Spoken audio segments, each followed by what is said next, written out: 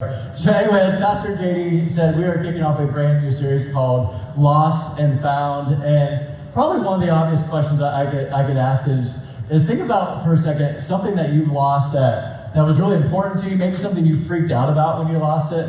You guys all have something in mind? You a couple of you? Go ahead and throw out some things that you think of that you lost. Yeah. My dad's necklace. Your dad's necklace, that means a lot to you, especially, right? Because your dad passed away a few years ago. So that's something of really huge sentimental value. That's irreplaceable. Anybody else? Something you lost? Anybody? Oh yeah, Grace? You say a wallet. Yeah. So it's got money in it, and then you're like, am I going to be grounded for losing my wallet? Lots of different stuff. For me, I lose stuff all the time, or I shouldn't say I lose stuff all the time. I have trouble finding stuff in general. Like, my wife always yells at me because I'll ask her where stuff is around our house, and she'll tell me, and I'll go look. She'll be like, yeah, it's on the desk. And I'll go look at the desk, and I'll come back, babe, it's not there. I don't know where it went, but it's not there. She's like, did you? And she'll like walk with, I'm like, I promise, like, come look. And she'll come look, and she'll lift something up. She'll like, be like this, like there. I'm like, well, who puts stuff under other stuff? And so, it's like, you have to look under things. So now, like, whenever I find something that happened to be under something, I sure enough to like go tell her about it and brag. I'm like, guess what I found? Not only that, it was under something. And so she's proud of me, or at least she gives me like that same look that I give my kids when they do a trick that's not really that impressive, but I want them to think I think it's impressive. She gives me that look, and so I'll take it. But I'll just say we're familiar with losing stuff. But for me, there's certain stuff like my phone, my wallet, and my keys. They only go in two places in my house. They're only allowed to be in two places in my house. I get very frustrated, like when Danny uses my car, and then the keys don't wind up like on the key hook. It drives me nuts because for that car we only have this one key. We only have this one key, and it's like $300 to replace this one key, and I'm not paying that for something like this big, I'm like, I'm fine with having just one key, just don't lose it, it just goes on the hook, and so we can all relate to this idea of having lost something, not being able to find it, but then also think about a time where maybe you personally got lost. Do you guys think of times like that? Like anybody have any weird, crazy places that you got lost or left behind by your parents? Yes? Chuck E. Cheese, that's a great place to get lost. You can abandon me in Chuck E. Cheese because nobody can take you without the right number stamp, so you just stay there for hours, get some free points, extra tokens. Yeah. Lost in the middle of a Walmart. Middle of a Walmart, yeah, so lost in a Walmart, yeah, Grace? And Disney World, so I think I had one more. Did I have one more back there? A water park. That's awesome. These are all great places to get lost. I don't know about Walmart, but all these other ones are great places to get lost. Disney World, Walmart, or water park, Chuck E. Cheese. Man, I wish I had your guys' parents leaving me in all these great places. But anyway, I remember when I worked in retail, and so I worked at Aeropostale, and this is like when I was in high school and college, and I worked there for like almost 5 years, and it was about every 3 months there was some random kid getting lost in our store. And so this era was different than most eras. This was like an outlet store, so it was like 4 times the size of all the other eras because we got all their stuff that they couldn't sell. And so it was a pretty big store, and needless to say, it's about every 3 months or so, you'd be just working, you're standing there, you're folding clothes over and over again, because people don't know how to like shop for clothes without destroying stuff, all right? And so you'd be like folding clothes, and then all of a sudden you just hear like this like blood-curdling scream, like, Jacob! And you're like, what's going on here? And you're freaking out a little bit because it's quiet, there's this like music playing, it's like, folding stuff, and then all of a sudden somebody's screaming somebody else's name, and so you're freaking out, like, what's going on here? I remember one specific time, all right, Jacob's mom, all right, one of the many Jacobs that we had come through our store. If your name's Jacob, I'm not picking on you, all right, this just happened to be one particular Jacob in my store, but anyway, so Jacob's mom, she realizes Jacob's missing, and this is a brilliant plan. She goes to the very front door, and she stops right by the 2 doors. She's like, nobody's leaving here until somebody finds my kid. Like she is confident that her kid is getting kidnapped like right now, and so she is freaking out. So everybody's like, apparently, like, this happens, you're allowed to hold like 30 other customers hostage. I did not know that, but she did. And so like everybody's like looking throughout all these racks for Jacob, and all of a sudden like finally you find him. He's like standing on like one of those crossbars on the bottom, like hiding between the pants, like reaching out and like tagging people. Like stinking Jacob, and so freaking us all out. And so, but I remember at the time being like, what's he freaking out about? What's the big deal? Like we'll find him. But now that I'm a parent. Like immediately when my kids go missing, that's where my mind goes. All right, somebody just kidnapped my kid. I'm about ready to like go crazy if we don't find my kid right now. And so the parents in the room probably totally relate to that. But that's just how it goes. And here's the thing is you tend to freak out more based on the level of value that something has, right? Like you don't like yell and scream like keys. It's not. You might be like frustrated, like where's my key? Who keeps moving my keys? But you're not like screaming keys in the middle of your house, all right? But you do Jacob because you care more about the Jacob than you do the keys. And so that's kind of what we're going to be talking about today, is about when things get lost and how God responds. It kind of reminds me. Well, I remember when I was in college and I was dating this girl named Heidi. Now this is in Ohio, and Heidi had moved there from Florida, and this was her very first winter in Ohio. So Heidi, it's Valentine's Day, and I decided to take her on this really great romantic hiking little date, and so we took her to Old Man's Cave. For those of you guys who went to the mission trip to Ohio several years with us, we went to Old Man's Cave. You probably remember all the waterfalls and like the beautiful trails and the water streams and stuff like that. Now imagine that being in February where there's just like all this beautiful white snow and all this stuff. I'm telling you, I was a great dater. All right, so I'm just saying, just not to pat myself, maybe to pat myself on the back a little bit, but I was really good at planning really great dates. And so we're hiking this beautiful like snow-covered forest with like hills and like rivers and the best part, frozen waterfalls. Yes, like big giant pillars of ice that were like as big as this like lower part of the stage. They could just go up and walk around. It was just so gorgeous. And so we're walking, we're hiking, seeing all this stuff, and this is a beautiful day. But one of the things that I didn't realize is that Heidi, never really experiencing snow before, thought, number one, it was really cool. And then also had this like overinflated sense of like how adorable she thought she was. And so Heidi's going around until like all the snow drifts, and she's just like bunny hopping into all of them. And it was really, really cute for like 3 minutes, all right? But then all of a sudden, like she started like hopping like in the water streams too that were still like slightly covered, but she like to see if she could like make it splash through the snow, which is really great and all until she realizes that like 25 degrees in your feet and like calves soaking wet is not that fun. And so that's like the first half of the hiking trip. The second half of the hiking trip turns out to be that we're hiking, and I don't know if you know this also about February in Ohio, but it gets dark at like 5:30. Not 6:30 like I had planned for. So we're hiking, and then all of a sudden we're like, it's going to get dark a lot sooner than we thought. And then not only that, we are on the opposite side of this mountain, and the only way we know is just to keep going forward on these trails or to go back on those other trails that she got soaked on. So I'm not doing that. So we're hiking around, we're completely lost in the woods, Frozen 2 soundtrack starts playing, and we're trying to like muddle our way through this, and all of a sudden, it just gets completely dark.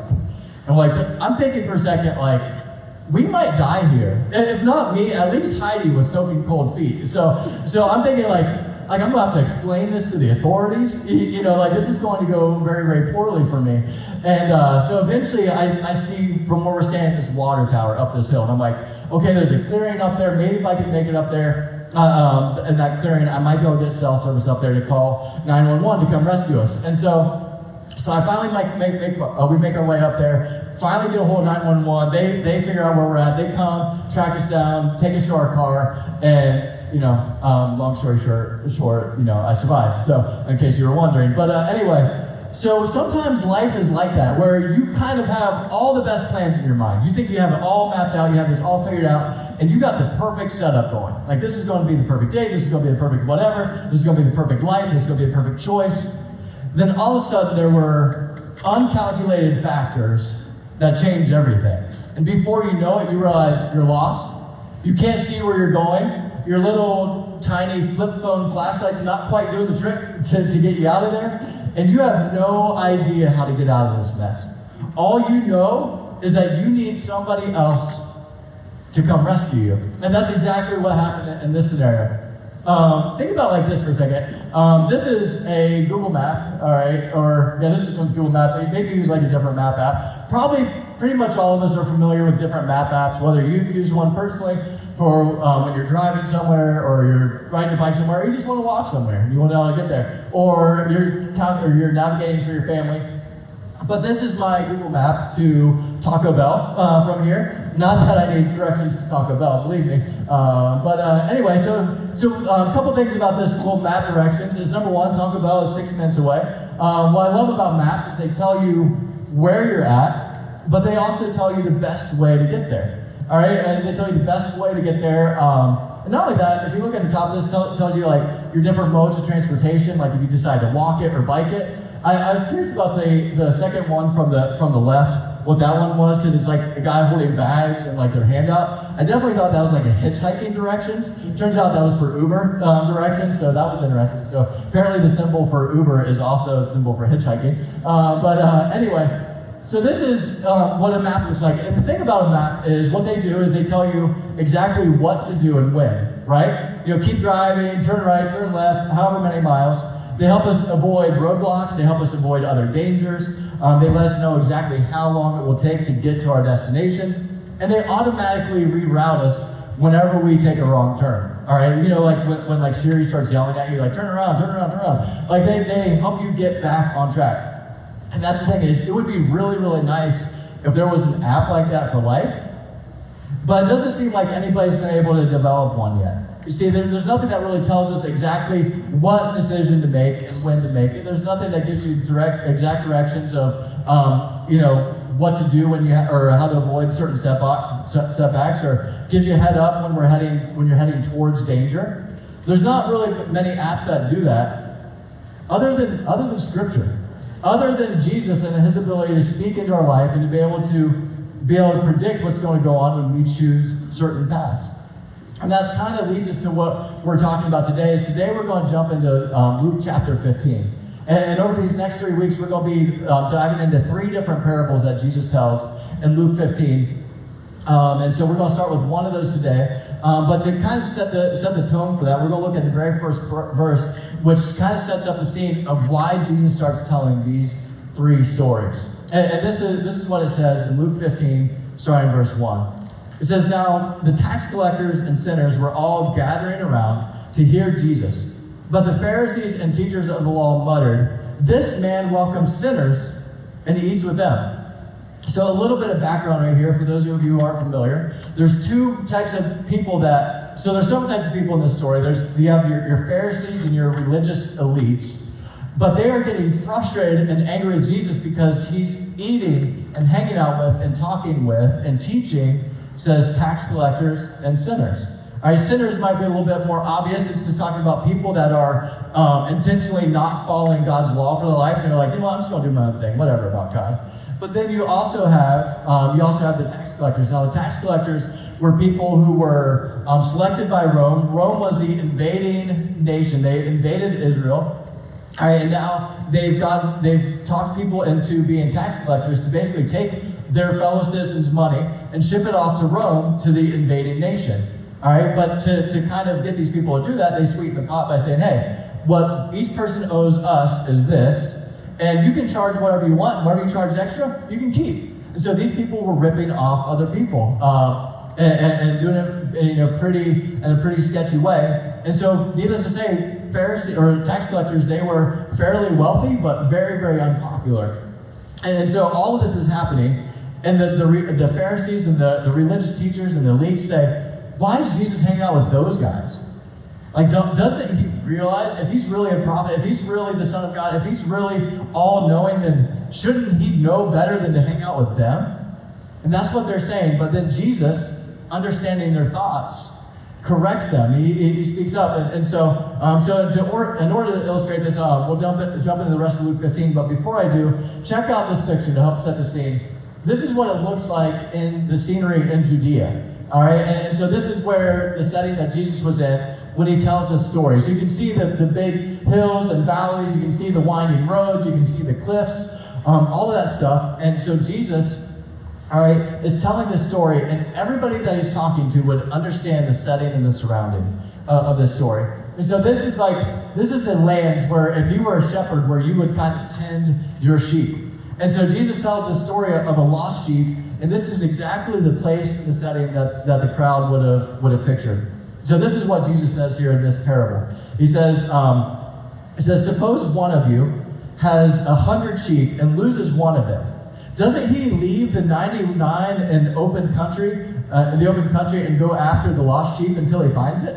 And when he finds it, he joyfully puts it on his shoulders and goes home.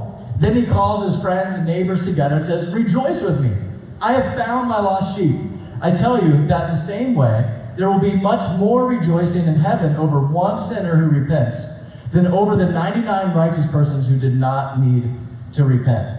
So Jesus tells this story, and he's basically kind of putting this right in the face of the Pharisees and the teachers of the law. And he's saying, hey, I know you think you're a lot better than these guys over here, but I want you to know and understand the lengths that I would go through to go rescue one of them, to go pull them out of the pit that they are in. See, Jesus is laying out just how valuable the sheep are to him. To help illustrate this, Miss Susan volunteered to kind of help me. Miss Susan, you want to come on up here? So I have Mike. It says like upside down 7 on it, so don't understand what that is. But so Susan, can you help me understand what this exactly would sound like? So I'm Jesus. I go find a sheep. What would that sound like? Is it a mama sheep or a baby sheep? Let's do mama sheep first. Oh. My one talent. All right, you guys are seeing it. All right, now what if it's a baby sheep? A little bit lighter.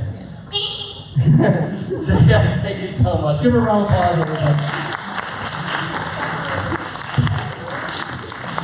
So now you can picture, in case you're not familiar, I grew up on a farm, so I know sheep sounds very well. I can't make them, but I can picture that sounds. But Jesus is walking through this wilderness. Throw that picture up of Judea again really quick. So Jesus is telling the story like he's walking through this vast wilderness, hunting for the sheep. And he hears that little, echoing throughout the hills, and he is tracking this thing down. All right, and so here's a couple things that we have to notice in this verse. Number one is Jesus telling the story. What he points out is he noticed when one of them was missing. Now imagine how hard this would be if you had 100 sheep. All right, your job is to keep track of them. Every time you start trying to count your 100 sheep to see if you have all of them, you're like 1, 2, 3, 4, 5. It'd be so hard to do. But no, not Jesus. All right. He doesn't lose one of them. One of them walks away. He notices it. He's like, "Where's Jacob?" All right, and he goes hunting after little sheep Jacob all throughout that Judean wilderness. Like that's what he's describing there. That he notices that he's gone, and next he searches for his lost sheep until he found it. So a couple things here. Jesus doesn't tell us why the sheep wandered away. Doesn't say that. Doesn't say whether he got distracted or there's another sheep walking. And he started watching them and like, that's not my herd. Where's my herd? It doesn't say any of that. It just says that he wandered away. He doesn't get into the reason because he knows that there's lots of different reasons why we might get lost in our journey. So that doesn't matter. What matters is the fact that he will go find it. But next, he doesn't tell us how long the shepherd searches for the sheep. We don't know if it's 3 minutes, 3 hours, 3 days, or 3 weeks. And I don't think that matters. I think what Jesus is telling here is this. He would search for as long as he had to find that sheep. And so that's exactly what he does, is he searches until he finds it. And then next, and this is crazy to me, is it says that he goes and he picks up that sheep and he puts it on his shoulders. What he does is he lovingly carries that sheep home. Right? He goes, he picks it up, and he throws it on his shoulders like, "Let's go, little guy. I got you." And that's the thing that's crazy to me. Is like if I was Jesus, if I was a shepherd, and I've been hunting all over this wilderness for the sheep, I totally my inner country would have came out. And I'm like, get out of here, sheep, get back, you know? You're like yelling at it, like, you know what you did, you know? And I would be, that's my impression of my brother. So that's literally how he sounds, and I do a good impression of him. But what you have to know is if you do an impression of your brother, your kids will tell them, and it's really embarrassing and awkward. So, but anyway, so that being said, he doesn't yell at it, he doesn't scold it, he doesn't say all the things that that the sheep did wrong, and instead he puts them on his shoulders. I told it, if I was Jesus, I wouldn't be carrying the sheep back, right? I'm like, this thing's got 4 legs, and I'm hopping on this thing like, yeah, get out of here, let's go, I'd be riding this thing back, but not Jesus, all right? I mean, the sheep has 4, you got 2, he has 4. He's got twice the walking ability. But no, Jesus says that the shepherd throws him on his shoulders and carries him back. And what that symbolizes here is that Jesus is doing the work. He doesn't tell you that you have to earn your way back. You gotta do this or do that or do this ceremony and all this different stuff to get your way back. What he's saying is he comes and finds us, and then he carries us to where we need to be. Isaiah, the prophet Isaiah, speaking 600 years before Jesus shows up on the scene, says this, and this is what he says. He says, we all, like sheep, have gone astray. Each of us have turned to our own way. And the Lord has laid on him, on Jesus, the iniquity or the sins of us all. And so basically what that's saying is Isaiah is predicting what Jesus is going to both say and do for us. What he's going to be like, what his personality is like. And what he's saying is, you want to know what this whole Jesus, the Messiah that's going to come, is all going to be about? It's going to be about the fact that we all are messed up. We all have strayed away sometimes. We all have walked away from God's grace from time to time. But here's the beauty of it, is that God laid on Jesus our sins, our mistakes, our regrets, our past. And Jesus said, all right, I can carry this. I got this. I got you. And that's exactly what he did. That's exactly what Isaiah was prophesying, was, hey guys, hey Jewish people, all this work that you're going to try to put into earning your salvation yourself, forget about it, because Jesus is going to do it for you. So here's what you need to know, is if you feel like that wandering sheep from time to time, recognize this. First thing is that when you feel lost, realize that Jesus notices you. He notices you. If those moments in your life where you feel forgotten about, or you wonder, is anybody even paying attention to me? Does anybody even notice? Does anybody even realize that I'm headed this direction versus that direction? Does anybody even care? Jesus notices every single time. Those times that you feel like you're out on that road in that wilderness alone, the times that you wonder if anybody's paying attention, Jesus is paying attention. And in those moments, he's chasing after you. So the question is how do we get to this point? How do we tend to wander? It comes from several different areas. First thing might be is because sometimes we don't understand and realize that Jesus is actually the good shepherd. Sometimes we don't realize he's the good shepherd, and it plays into our second thing is sometimes we get distracted. Sometimes we get distracted because other things look shiny, other things look better, other things look more appealing. And the reason why they look more appealing is because we don't fully understand just how good Jesus is, and just how much he has our best interest in heart in every single matter. And so we don't realize how good the shepherd is. We sometimes get distracted, pulled away, and drawn away by the distractions of this world. Other times we get confused. Other times when there's something that we don't understand spiritually, we think, well, since I don't understand this, it must not be true, so I pretty much got this whole thing figured out, so I'm going to go do my own thing. And just because you have questions, just because you don't fully understand something, doesn't mean that God doesn't have your best interests at heart. For me, as a father, there's constantly different guidelines I'm setting up for my kids that they don't fully understand. And sometimes in my kids' life, I have to bring about consequences so that they understand and realize how much I'm trying to protect them. All right, because me yelling at my kids, hey, get out of the road, is actually for their best interest. All right, me saying don't hit your sister with that is actually for both of their best interests. All right, it's the same way with us and God. And then last but not least, sometimes we just walk away. We don't know what the story was with this one sheep, but maybe the sheep just got tired of the other 99 sheep. Maybe this sheep was like, you know what, you guys are supposed to be these great sheep and all, but you guys seem just as messed up as I am. So you know what, I'm done with this, I'm out of here. And so maybe this sheep got some sort of chip on its shoulder thinking that, you know what, these guys don't got to figure it out, so why am I going to follow them? Not realizing that this sheep's life wasn't just about the herd, it was also about the shepherd who was leading them. So understand this, that when you go missing, God notices you. When you go missing, Jesus never stops searching for you. And last but not least, but Jesus will always lovingly carry you back home. So that's my prayer for us today. Maybe some of you in this room, maybe you've never actually experienced Jesus' grace and his love personally for your life. Maybe you've never said, you know what, Jesus, I want you in my life, and I want to have you help. I want to have you start leading it like a good shepherd. Maybe that's you, and if that's you, I want to invite you to make that decision today to start following Jesus and allow him to take control of your life. Or maybe for others of you, maybe you feel like that sheep that knew Jesus, was connected to Jesus, but got distracted, got pulled away, or drawn away by other stuff. You started wandering on these different roads, and now you feel like, well, I'm so far lost, so far gone, I don't even know how to make it back there. And the beauty of this story is that it's not a story about how this sheep courageously found its way back to the herd. It's a story about how the shepherd went and found it right where it was at and carried it back home. That the shepherd did all the work for you. And so that's my prayer. If you feel like you've wandered away, that's my prayer for you today. So I'm going to do something a little bit different or unique that we don't normally do here very often, and that is I'm going to give an opportunity to pray a prayer to accept Jesus. And for some of you, maybe you've never accepted Jesus, but you want to do that for the first time today. So I'm going to invite you to pray this prayer with me and understand that that is God inviting you into a relationship with him.